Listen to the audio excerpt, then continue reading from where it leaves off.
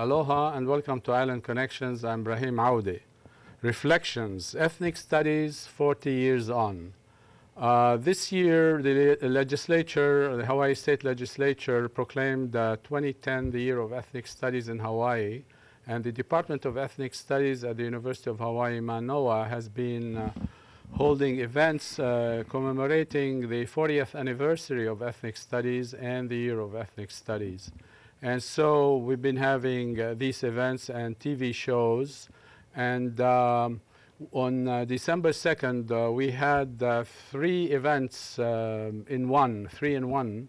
One was the dedication of our small library at the department to the memory of Akwan Makarath, who was an active person in the community. She was on the Board of Regents of the University of Hawaii for 2 terms, and she passed on at the age of 92, almost 93, in December 2008.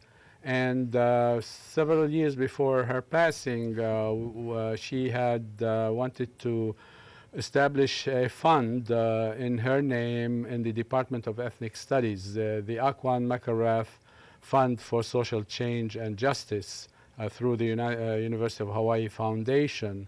So we did that, and then we had a reception for supporters who had come from the community and alumni of Ethnic Studies. And later on we had a colloquium that evening, and it was a colloquium hosted by Ethnic Studies, and alumni of the Department of Ethnic Studies spoke in that colloquium. So what we're going to be doing this evening is having like by way of conclusion of these events, a discussion about ethnic studies, and we will be showing parts of what happened in the colloquium, what some people said in it, and then we'll have discussion. With me here is Professor Jonathan Okamura from the Department of Ethnic Studies, Professor of Ethnic Studies. So thank you for coming, and thank you folks for watching. So what I want to first start by asking Professor Okamura about his reflections, since the program is about reflections, your reflections on ethnic studies, on the events that have occurred in celebrating ethnic studies 40th anniversary and the year of ethnic studies. Well, one of the thoughts I had after we finished the day's events, and also perhaps thinking about some of the things that we've been doing over the years, is maybe we focused too much on the 70s decade when the program got started, and perhaps not addressing more recent kinds of developments in our department and our plans for the future. All 3 of the panelists who spoke on December 2nd were students or lab leaders in the 1970s, and certainly we've had many more since then in the subsequent decades.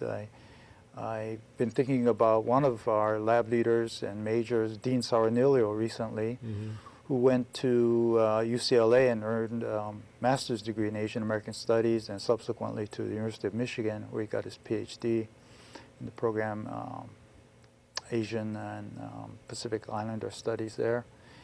And he won a postdoc, very prestigious postdoc for UC Presidents, which he spent at UC Riverside, and I learned last week he was offered a tenure-track position in the Department of Ethnic Studies at UC Riverside. And so he's a great example of our graduates and our majors, our lab leaders who have done especially well in academics. And thinking back, I think we should follow up on some of our more recent graduates and majors and see how they've been doing, rather than calling on the same individuals or from that pool of young people, students, lab leaders who are especially involved in the origins of the program. No doubt they made a substantial contribution at that time, given all the attempts, especially to terminate the program. It's not the kind of support necessarily we receive from students at present. As people say, it's not the 60s. It ain't the 60s no more. But I think we should perhaps think about some of the more recent students we've had and the kinds of contributions that they've been making also. Right, yeah. What we wanted to do first is to see the first 40 years and to educate the new generation of students about Sure. the struggles that the community had gone through to establish ethnic studies at the University of Hawaii. And so that, but there's always the 41st anniversary. Yeah, yeah. And of course we will be doing that. Plus, of course, as you know, like we have the Ethnic Studies Student Association. They have participated in this program on December 2nd by helping out, with the registration and all that. So the people who are participating, the students who are participating, they're doing fine. But of course, it ain't the 60s no more. Right. And therefore, we need to have more participation like that from the new generation. Yeah. So what I want to show on from my laptop here, just a couple of pictures of the library, the small library that we dedicated to the memory of Akwan Makarath. And just to show, like we had about 30 people, which basically was the capacity of the room for the celebrating the dedication. And in this photo, you have Beverly Keever, who's a retired professor of journalism, professor emerita of journalism and communications, saying, reflecting on her friendship with Akwan Makarath and saying certain things about her and how she was helping them in grassroots struggles in the university at a time when Akwan Makarath was on the Board of Regents as well. But she was really more progressive than what usually the position of the Board of Regents is on social issues and issues relating to the university. And here she's talking about university-affiliated research center and how a lot of students and faculty were opposed to mixing military research with the university because of the ethical and moral dilemmas that this would present. So Akwan Makarath was on the side of the protesters and not on the side of the Board of Regents and so forth, even though she was one. So I just wanted to show that. And then another picture with another pose of her. If we can show the picture on laptop, yeah. So there, I see you there by Yeah, I see Bev my Keever. bald spot next to your wife. Yeah, my wife is over there too. So anyway, it was well represented of friends of hers who really worked with her in the community when she was active, and she was active practically till the last few months, couple of months of her lifetime. So that was one of the events that we did for commemorating the anniversary of ethnic studies. Yeah, so would you want to comment, John, on that event and perhaps on others that we did, like, what were your reflections on the reception and, those kinds of issues? Well, Akwan certainly is one of the finest people from Hawaii that we could honor in her name for our resource room. She's contributed in her lifetime to this history that we honor in our courses. I had her, and others have had her as a guest lecturer in our courses, talking about the unionization movement by the ILWU, and she could tell stories about the days prior to World War II when the ILWU was engaged in labor organizing on the docks and in the plantations. She knew personally some of the leaders like Jack Kawano, and could tell some very, I think, provocative stories about that period. And she remained a very progressive social activist, as you said, throughout her lifetime into her 90s. And I remember that day that Bev was referring to. It was at the beginning of the fall semester, 2004. There was this kind of welcoming event on campus, and we gathered at the steps of Hawaii Hall when Akwan made those remarks. And I also mentioned Brian Taniguchi.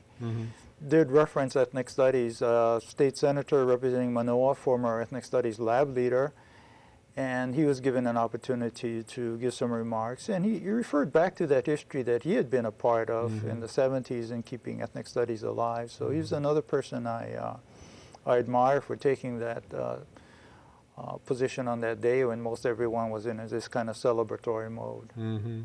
Yeah, that's very interesting. What I want to show now on my laptop also, a couple of pictures of the participants on the panel that happened on December 2nd. And where is it? The person, well, we can go from Daviana McGregor, who's the professor of ethnic studies, and she was the moderator. And then Guy Fujimura, who's secretary treasurer of the ILWU, and he was involved heavily in ethnic studies since its inception and for several years after. And then Colette Machado, she's OHA representative. And then Judge Del Rosario also, who had said a number of good things about his experiences on campus, his experiences in ethnic studies on campus.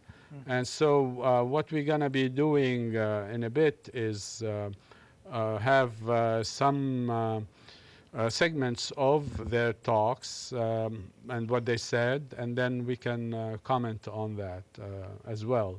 But before we do that, I want to go to a segment in the beginning of the event of the colloquium on December 2nd, where Professor Tai Tengan had chanted. He had the opening chant. So it's a few seconds, but several seconds, but we'll have that chant, and then we can talk more story about it.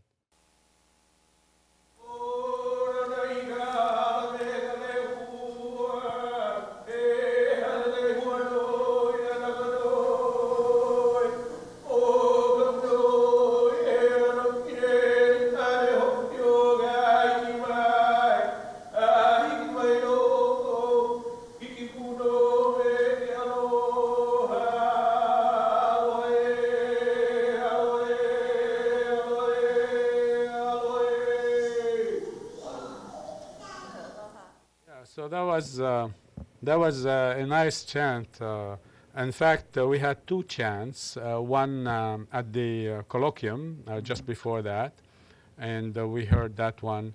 And then Daviana McGregor, professor of ethnic studies, she had a chant especially made for Akwan Makarath at the dedication of the library, ethnic studies library, to the memory of Akwan Makarath. But we don't have that one on tape because we couldn't videotape that one.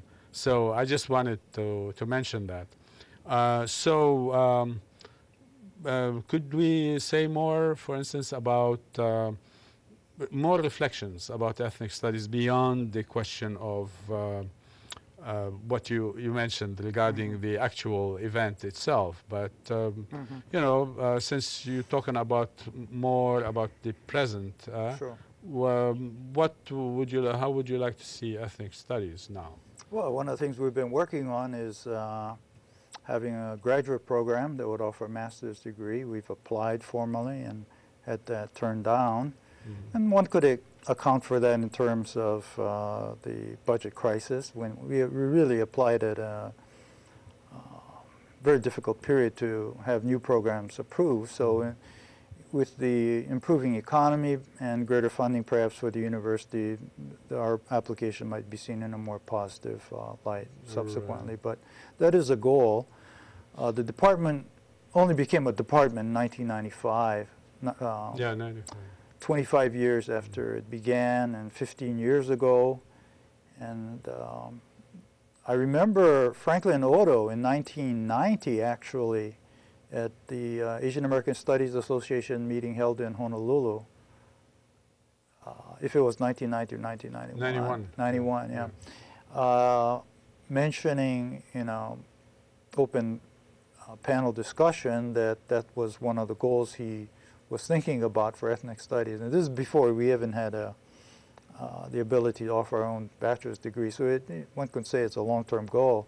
Mm-hmm. But I think it's something that we're focused on in terms of our immediate future, to be able to offer a master's degree in ethnic studies. Yeah, and we've had a lot of demand on that, like our graduates, our majors, before they graduate say, I want to go for a master's, but, why don't you have that? And then we get asked when we go to conferences and stuff from graduate students or students who are about to finish their BA, whether we have a master's, etc.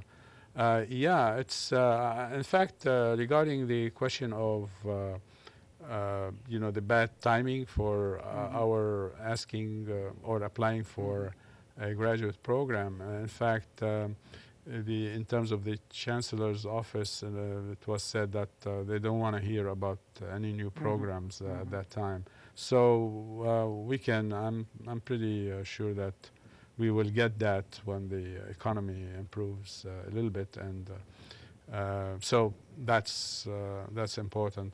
Also because the question of ethnic studies at the University of Hawai'i, Mānoa, given that Hawaii is a multi-ethnic, multinational, and in fact multiracial place, is that how can you imagine Hawaii without an ethnic studies department at the University of Hawaii doing the research needed to study society in a way that other departments don't study in that focus on ethnicity, especially race and if you think about some of the better known departments at the university, like astronomy or oceanography, marine biology, all of this research takes advantage of the natural environment and the setting in which we find ourselves. But to me, it's a logical argument to say, well, why not the cultural and social environment also? And this is the kind of contribution that ethnic studies can make beyond what the traditional social science departments do, sociology, anthropology, political science, psychology, etc. And perhaps reflecting on the past, some of those departments like sociology, psychology, certainly, they used to do a lot of research in Hawaii in the 60s and the 70s, well, even before in sociology with people like Andrew Lin and Bernard Horman, or even before him, Romanzo Adams. But that kind of tradition has declined, apparently, at the university. Having said that, I think there still is a very significant contribution ethnic studies can make. I was on a PhD defense last week, and we were reviewing the questionnaire that the student used. And it asked the survey participants to indicate their race, and it said, parentheses, your genetic makeup. This is incredible to me. I said, I'm not signing this unless that is deleted. In the 21st century, how could a PhD student plus his faculty advisor not catch that? To still argue for a race-based notion, biological notion, not race-based, but a biological notion of race. These are the kinds of basic issues that I think ethnic studies can contribute. Because people, even professors, some of them are not sensitized to that. They think they are, but they are not. This is one example, very good example of that. Yeah, and then it's incredible that students who go in any department, actually, in terms of social science and humanities, that think this way, it's counterproductive to society and a disservice, you know. So here, where the value of ethnic studies would be seen in a way that you know, could contribute to a positive understanding of society and so forth. Yeah. So anyway, what I want to do now is watch a segment of one of the panelists, which is Judge Del Rosario, and it's about 2 minutes, under 2 minutes, and then we can comment on what he said and bring it to the future, the present and the future. Anyway, just to give you some background, I'm from Lanai. I graduated from Lanai High School in 1970. And my dad gave me a plane ticket to come to Oahu. In those days, you have to leave the island because there's only plantation. And if you want to make yourself better, you have to leave the plantation. So you had two choices. My father said, go college or go army. Well, I had Vietnam during those days, so that wasn't a wise idea. So I went to UH, and that's where I discovered the ethnic studies program, among other things. The question here, it says, what stage of ethnic studies was when you got involved, and what was your role? If I picked a stage, I'd probably say it was the embryo stage. You know, I don't think it was even a program. It looked like it was a project, you know, and ethnic studies looked like for a long time were fighting to justify their existence in this system. It really was earned to have this program on campus. So I was very proud when I went to the dedication of the resource room to El Quan when I heard the word Ethnic Studies Department. Because for me, it indicated that it went from an education about empowerment to part of the curriculum of a liberal arts education. It's a big movement, and as we talked earlier, everyone should learn about someone else's culture. Yeah, I mean, would you like to expand on this notion?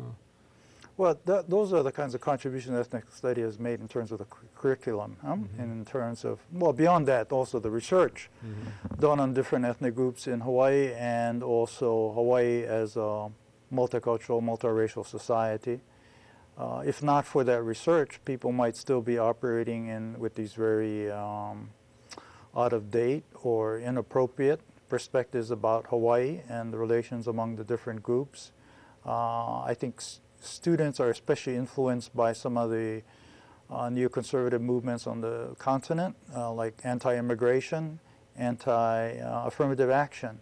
We've had increasing numbers of students also from the U.S. continent coming to the university in the past decade, because the university has been recruiting so actively outside of Hawaii in order to meet its declining appropriations. But this marginalizes local kids from Hawaii, like as Dexter was referring to. He was given that opportunity to come to the university from his family, and I wonder if those kinds of opportunities are still possible now. The Mānoa campus was the only one of the, is it 10 campuses we now have, that did not have a substantial increase in enrollment last fall. In fact, we had a decrease in enrollment. And I've been arguing since the tuition increase cycle, now in its 5th year, began, that this would happen. Because of the increasing tuition, students would decide not to come here, especially from the U.S. continent, and also local minority students would find it increasingly more difficult to attend the university. Yeah. Do you find now that there are more students from the continental U.S. than there were before, and not as many local students? Do you find that? Well, definitely more students from the continent. Yeah. I noticed that, like I said, the past decade. For the courses I teach on ethnic identity especially. I like the diversity actually because it contributes to different perspectives that students bring to the class on these issues. And the students from California or other places on the continent do have different understanding about race and race relations compared to the students from Hawaii. But they also, after living here for sometimes just a few months, have some misperceptions about life here. I was talking to you earlier about their understanding or misunderstanding about the term holiday. I've heard this numerous times the past 10 years. Students also writing in their papers that it means the same thing as the N-word. And they told me I should not use the word in class because of the way it's associated with saying the same thing as the N-word. And I find this incredible that they should be telling people in Hawaii, and if I was native Hawaiian, I would be especially offended that I could not use a word from my own language in my teaching or just in public discourse. It's totally acceptable, but you find students from the continent having this impression that this is an especially derogatory term. Yeah, that's leads to, you know, how a problem in terms of that education, in terms of ignorance about the history of Hawaii. That's where ethnic studies would come in to rectify that. And the other thing I wanted to say is that we provide critical understanding of Hawaiian society, society in Hawaii.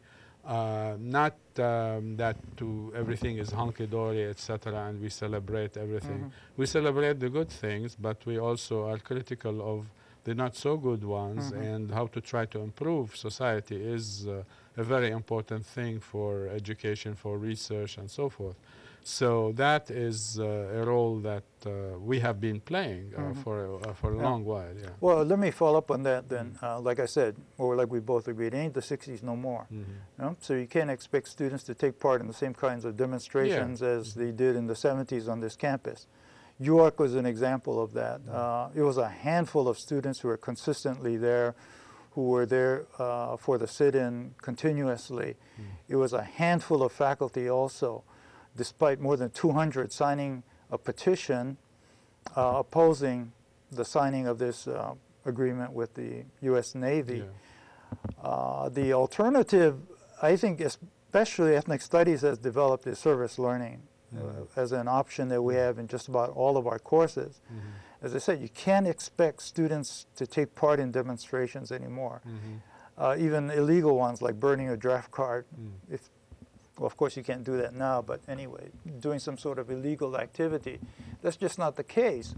But service learning does provide them an opportunity to get into the community, provide not just services, but also to become aware of what goes on in other parts of the island society. So we have students at the Next Step Homeless Shelter, we have them at Kugeo Park Terrace, in Palolo, and in the paper students write, they do mention how different it was for them to tutor students in Farrington High School compared to the more comfortable private or certainly even public high schools they attended. So it was an eye-opener to them to actually see these dilapidated conditions or overcrowded schools that they might read about in the papers, but then they have this opportunity now to experience that.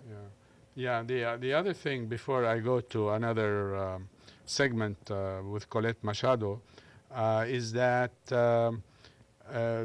ethnic studies is the lead unit in terms of service learning and civic engagement for the College of Social Sciences. And we have relationships with other universities like HPU and Chaminade and, you know, communities, etc., some of which you have mentioned. But we have been doing that from before, as some of our speakers said on December 2nd. So anyway, I want to go to Colette Machado to reflect on when she became a student of ES and what happened. When I became a student of ethnic studies, again, I was inadmissible to UH standards without this special program that helped bring people from the Kalihipalama area and the Waianae coast on campus. I would never have made it here. So when I began my first summer here, they indoctrinated us into how we should be able to take notes while listening, how to be able to pass certain classes so we could get an edge for the first year. Well, lo and behold, I didn't think I could write a paper, and I ended up with a high GPA. And it was at that time I was shocked by ethnic studies. I was shocked. The reading syllabus, the ES reader, some of the books was To Serve the Devil, I first remember that, and the ethnic studies reader was still being developed. But much of what was presented in the ethnic studies reader was to actually say, growing up in Hawaii, you were, hila, or, people with the cracks in the leg that had the lepo inside, made them feel so shamed that they were Hawaiians. That's the first thing I remember out of the Hawaiian studies, the Hawaiian section. So to be frank with you, the Hawaiian 101, we had Terry Lee, we had Keko'olani, Terry Lee, and Pete Thompson, Kehao, yeah. Hey, they wouldn't shake me up. I was thinking, who are these people telling me this history? About how we got screwed, how the white man took them. I just went, woo. Coming from a background, 9th grade dropout, having struggled with my Japanese teacher at Stevenson Intermediate, feeling like, wow, I don't even can belong here. They call it, now I know it's called racial discrimination within the public system.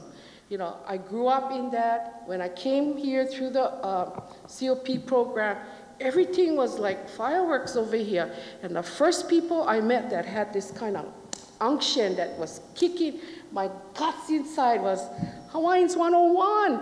And I'm thinking, who are these people? Like all of a sudden, whatever I was being taught was out the window. And I say that with such pride now when I look back, because they made us think about what our role was and who we were.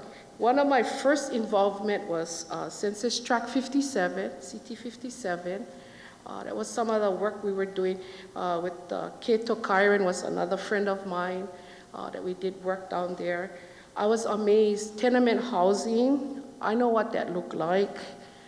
That's on the side of Honolulu Community College.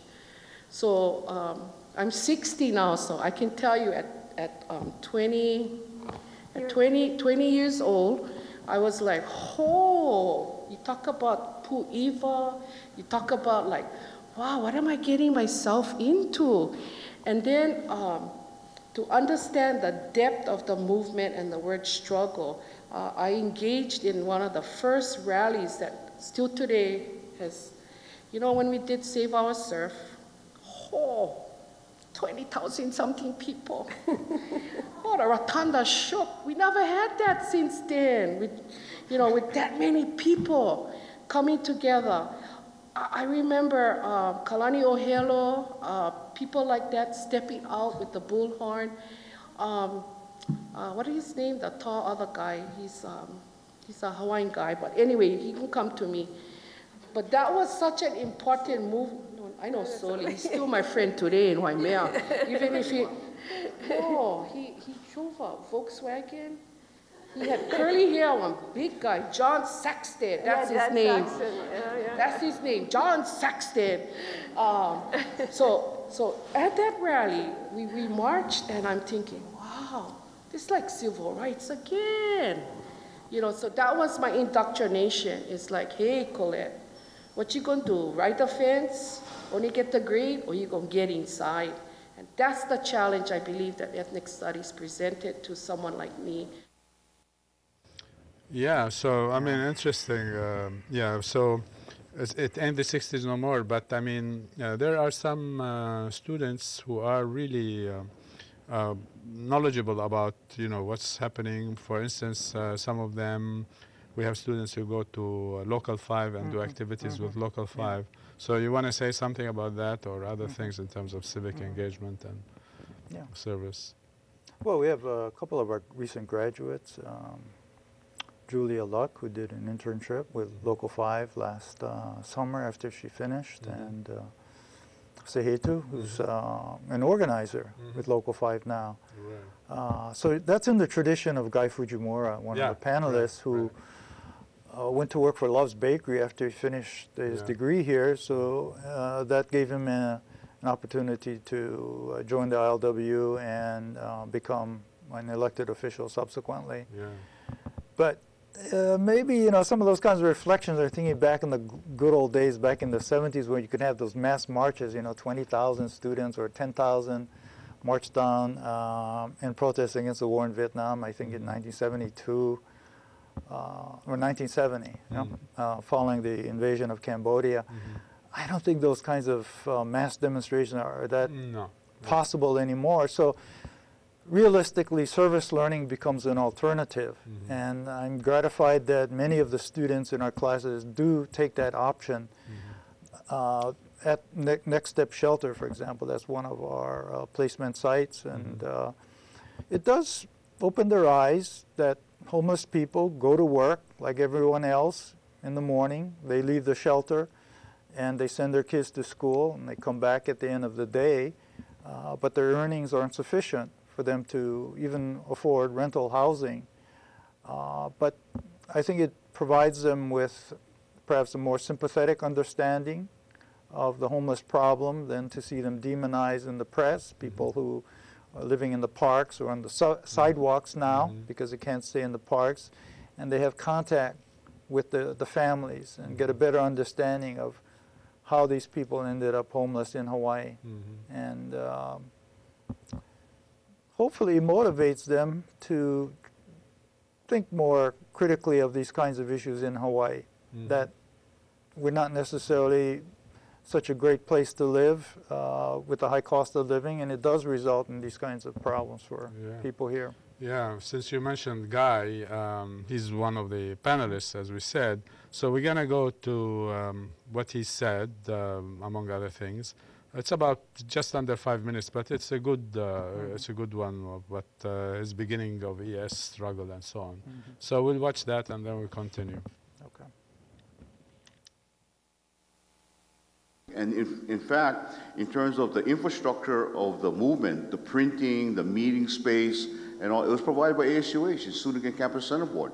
So the sense of that there was something deep that was coming forward was a reality at that point, Now, how else did it reflect? There's a book that's coming out, a biography of Ed Nakamura, who was a labor attorney, and he was a justice of the Supreme Court.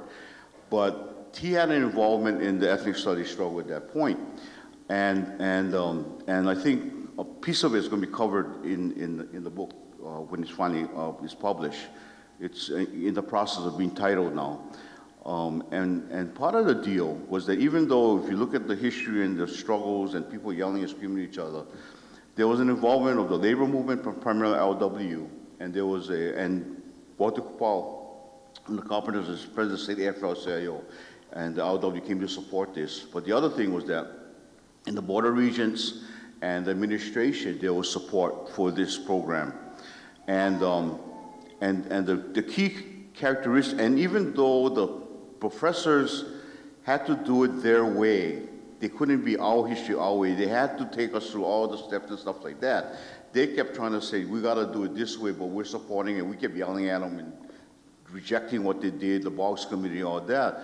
But when we took over Bachman Hall, we marched down, we took over Bachman Hall, it was like I don't know how many days sit-in, fully expecting to be arrested like the Oliver Lee sit-in.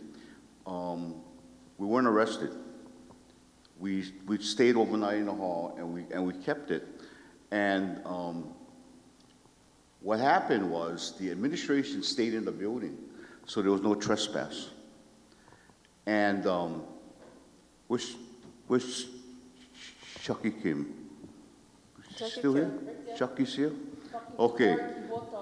Chucky and I went into an office that was deserted. Chucky picks up the phone, he takes off the speaking element, and we listen in to them talking to Harlan Cleveland. Right? Okay, they're bedding down now, you know, we're staying in the building, no arrests, whatever, so, you know, the fact that they did that, the fact that they recognized that it was the local kids that were involved in it made a big, big difference, that there was a resonance with what they were doing in this struggle with their own experience, including a conservative guy like Charlie Otta and all these guys, right, that their plantation experience and their struggles against racism or whatever they may have gone through, and what we're trying to do in terms of tell that story, in terms of educating the kids, and then trying to link the academic community with the struggles that are going on, eviction struggles and land struggles, that had a resonance with the people who had so-called made it and were not constituting part of power structure. So my memory, or most significant of all ethnic studies, was this whole excitement and unity, you know, which gives you a sense that history's looking over your shoulder and you're in the right, you know, and of course there's this whole discovery thing with the labor movement and all that, and eventually, for whatever reason, for that period that I was in the program, what developed was that every movement, every group, every activist struggle was somehow in that program, and there was a lot of struggle going on in terms of what the nature of ethnic studies was going to be, right, you know. And I think people mistook at that point that this was not a political party. Ethnic studies was not a political party. It was on the university campus, and it had to become what it had to become. But in the beginning part, it was very important to go through this, because the program would not have become the special thing that it was, or it has become, where it recognizes that the town and gown, or it recognizes its debt to those that have come before, and it recognizes its responsibility to the community as a whole. Yeah, I mean, that's interesting, but we'll comment a little bit later on that, because we have a caller from Waianae, Luella. So you're on the air, Luella. Yes, I am. Yes, go ahead. Okay, I really want to ask 10,000 questions right now, but that's okay. I'll try to narrow it down. Yeah. Here's my personal interest. Here's my actually direct interest. I actually live in Hawaiian homestead in Waianae, and I'm very concerned about the blood quantum. I grew up on Hawaiian homestead, and today I'm a leafy. I want the blood quantum to remain. And I've been advocating this since 1974, actually. So I've been through a lot about the blood quantum. It's like, you know, you're out there by yourself, actually, if you are for the blood quantum, yeah, or you speak positively towards blood quantum. It has a lot to do with racism, but then when I do my research, yeah, the research doesn't start as far as identifying the blood quantum as a racist move upon the U.S. government. So that's my own issue. But I will be hosting a student in his doctoral from UH Mānoa, I think next week, here out in Waianae. He's doing the homeless population out here. So he's from Taiwan. He's a Taiwan student. I was a university student. I was actually a COP like Colette. Yeah, and so it's quite interesting to be. I'm shocked that I'm sitting here in front of this TV watching this live, so I couldn't resist. Since we're on the Union, what I wanted to know, does anybody out there remember Cesar Chavez and how Hawaii had turned away Cesar Chavez when he called here? I don't know if anyone out there remember that. Cesar Chavez called in the midst of, what was going on with the Latinos on you know, with the Salo-Linsky movement and all of that. Yeah. So, and, you know, I mean, Hawaii hung up the phone on him. You know, I mean, we need allies, right? Yeah. And I consider Cesar Chavez as a pretty big thing as far as labor. And right. Yeah. In fact, if I may interrupt a little bit. In fact, I remember Cesar Chavez coming to Hawaii, and he came and spoke to a group of students at Hemingway Hall, second floor. I remember that. Wow. That was early. I think it was like 72, 73, if I am not mistaken. Something around that time. I was there, so you know. You were? Yeah, Wow. I was there. Yeah, but maybe like you're talking about another period of time, maybe later or before. I'm not sure. Before. Yeah, before. Yeah. And Yeah. And But then we succeeded in bringing him over. I mean, the students. Yeah. Right. Yeah. So that was good. Yeah. that must have been so exciting. Right. Yeah. Yeah.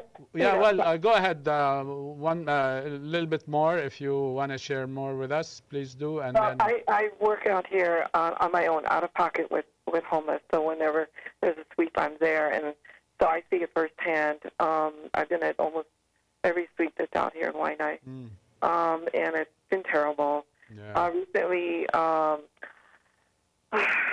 this fired, you know, our Glen Kiva and Clarence Lou from Kamaile Elementary, right? Yeah, and that was the only school that actually went out and picked up the homeless children. Yeah. So, you know, I'm always concerned about that. It's so sad because Glen Kiva is just, you know, he's a rock out here. You know, he takes care of he's been in the movement for, I don't know how long before I probably was. Yeah. You know, he got fired by I have a student who's interested in doing a research paper on homelessness in Waianae. He's from the Big Island, you know, Kanaka Maoli, and so he wanted to do that. So he's working on it now. But maybe if you send me an email, you know, I can like hook him up with you when he goes and do research over there later on. Okay, so, AOUDE right, Hawaii.edu. Yeah, thanks. And then I can give it to him so he can like connect with you, maybe sometime next semester. Yeah. Okay. You know, we have a new mayor, and we have a new governor. Yeah. So, so yeah. I don't know. It's a new game. It's a new game in town. Yeah, I know. But anyway, thank you for your call, and glad you shared your Mānoa with us. Comments on the blood quantum? I'd love to hear that. Yeah. Okay. Mahalo nui loa. Aloha. Yeah. So you wanna say? Well, the homeless problem in Waianae, one of the issues is out of sight compared to what one can easily see in Honolulu on a daily basis. So maybe that's part of the lack of attention given to that issue. And what about the on the blood island quantum? Well, as she mentioned, one of the ways it is viewed is engendering divisions within the Hawaiian community, and this is an example of that, how it can divide people against one another. But I'll leave it to the Hawaiian community to settle that issue. Yeah, because you know, as Luella, I'm sure she knows that there's that kind of connection, like 50% versus you know, homesteads versus so all that. So yeah, we leave it to the Kanaka Maoli, and we'll support whatever it is that they come up with finally.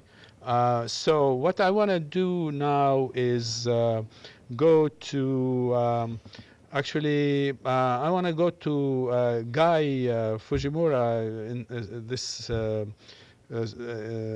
segment 6 of his interview. So once they are set up, we can go for that and then talk some more. But while they are preparing it, because now we're short-handed in terms of people on the floor here, we can like say, okay, it's done. So we'll see it, and then we go forward from there. And when I became involved at the university with ethnic studies and met Daviana, Div, and Colette, and Terry Lee, and stuff like that, the warmth of their culture, the aloha that I felt was really opening to me. It just kind of, it changed how I relate to people. So I think that when I became a union member and began to operate in that culture, the fact that I had these experiences in ethnic studies made me a better leader. You know, I understood where my grandparents came from. I understood my family's plantation background. I understood intellectually at least, and then I had all these other experiences in the program. So when I had to relate to my membership at the bakery and stuff like that, I think that I was much better able to fulfill their leadership role and help them in what they're doing, what we were going through at the bakery. And so that was part of the deal. So it wasn't so much my, the fact that I have a degree in ethnic studies, I think that made the biggest difference. It was those experiences, including the geopolitical. We did Old Vineyard Street. Old Vineyard Street was an eviction struggle. They were going to build a parking garage by the Department of Education building, so we went in there and did Old Vineyard Street. Eric Chalk, who was there from Vista, who did Bamboo Ridge. You know, people know Bamboo Ridge. And Gwen Nagata, she married Russell Nagata, the judge, but she was helping us at Old Vineyard Street and other people. And the result of that struggle was that there's still a parking garage there, but there's a housing project. Mm-hmm. And all the people that had lost their house there got to move into the state housing project. So at least we were able to protect some of the people. Yeah, so I mean, Colette, in an earlier segment, she was talking about geopolitical tours, and that reminds me of service learning in a way, you know, because actually, as you know, we have a course that we teach in the summer for Michigan students plus Hawaii students called Ethnicity and Community, is Ethnic Studies 410. And one of the main things in that is, aside from the question of lectures and so forth, and participation of students in class, etc., they have to talk about their trips to different places like Chinatown and other places. So it's a good thing. I mean, so we've had that history in ethnic studies, as I mentioned earlier, and Colette talked about it earlier in terms of geopolitical tours. We haven't seen that segment, but Guy has referred to it. So any more?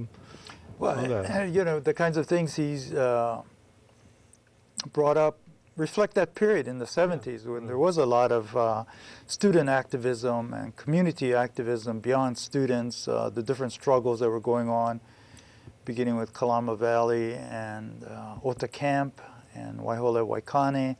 And I think perhaps what he might have been referring to is the People Against Chinatown Evictions organization that was, in many ways, a counterpart of what was going on in the U.S. continent, also as a result of urban renewal, model cities program that I think Colette mentioned that she was part of that when she was attending the university. So those are the kinds of activities that students became very involved in, and perhaps as part of their ethnic studies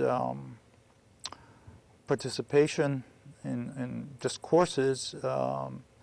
We don't do it the same way anymore, certainly, but I still think our students are very much out in the community, perhaps as individuals, but they still are doing these kinds of volunteer activities and working with disadvantaged communities throughout the island. Yeah. In a bit, I'm going to go to segment 9 with Judge Del Rosario because he talks about globalization, etc., in an answer to a question that Professor McGregor had posed to the panelists. But while preparing for this, I want to say, like, when we when our focus is on Hawaii, it doesn't mean that we have a parochial view of Hawaii and so forth. But it is a question like looking at Hawaii, we look at it from an international, global, transnational perspective. So Hawaii as part of the world.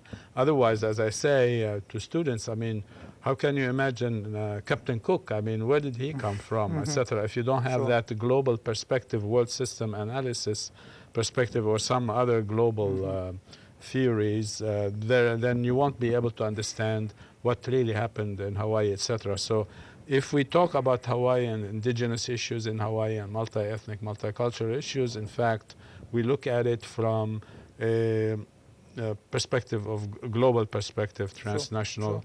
And since we also have a lot of diasporic communities in Hawaii, like, you know, the Filipinos, for instance. Not all Filipinos are diasporic, but a lot of them are, especially the new comers, like the past generation or two. So, but anyway, I'd like to go now to Judge Del Rosario's segment. Let me tell you my experience with globalization from Lanai. When I was living on Lanai, there was always concern, what happened if they close the plantation? What's going to happen to everybody? You know, that's all we have. And they would say, well, why they won't close the plantation? Oh, because they're growing pineapple in the Philippines. They're growing pineapple in Thailand. Way more cheap, expensive for grow pineapple in Hawaii. Says, well, that makes sense because labor cheap, land cheap. Well, who are these people growing all this pineapple competing against us? Then I found out it was Castle and Coop was going there. So the same company that had the land here, and what happened, what I think with globalization and cheap labor and cheap land from other countries, pretty much what the early oligarchy had in Hawaii, cheap labor and free land, what they have, it led to the death of the plantation, sugar and pineapple. And these were the only things that Hawaii produced. So what else did we have left that was of value to make money? It was land. So Hawaii's economy is built around resort development and land development. What this presents, in my view,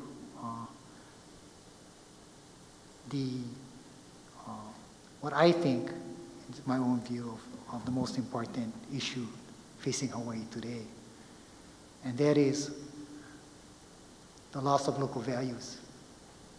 You know, I don't look in terms of race and ethnicity. Maybe on the mainland you have the Latino community or the black community. But in Hawaii, look at me, Guy, Colette, and Japanese over here. We have a mixed plate over here, and a Filipino. But if you throw Guy in Japan, you throw me in the Philippines, and we put Colette pre-cooked times, we all get hard time over there. Yeah? But we're all the same. We share a common heritage. And the heritage comes from the plantation experience, even for the Hawaiians. Yeah, well, actually, we ran out of time, but that was good, you know. Yeah. But thanks, John, for coming over and sharing your Mānoa with us.